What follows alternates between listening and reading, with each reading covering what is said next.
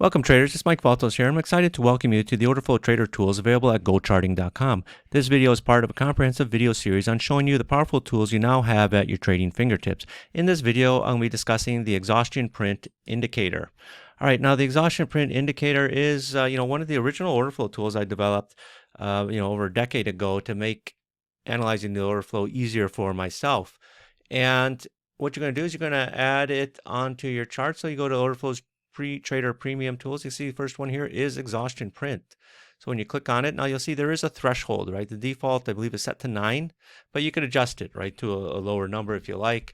Depending on the market that you're trading, you can adjust it to smaller numbers, but 9 is suitable for most markets. If you get into markets like, say, 10 years, you could actually make it bigger just because, that market trades a heck of a lot of volume. So, you could probably use 25 or even 50 if you're, like, say, on a 10 years, especially like on a 5-minute chart.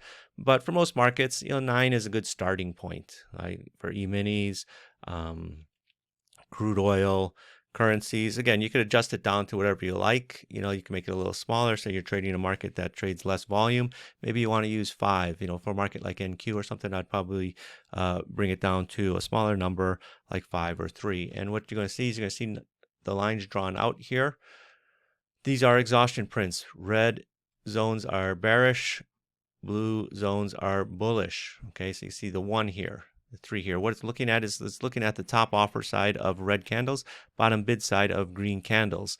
How you would use this is you're going to look for these exhaustion prints at market turning points, right? Because at a turning point is when the market is potentially going to be exhausted, right? So you see you got a small move up here, you got an exhaustion print up here, small move back down, exhaustion print down here, right? It's a great way to use order flow simply to see where moves could be ending, because on a move up, well, how do moves end and start reversing? Well, the last buyer has bought, just as on a move down, once the last seller has sold, there's nobody left to sell, and the market often will start to rally naturally from there.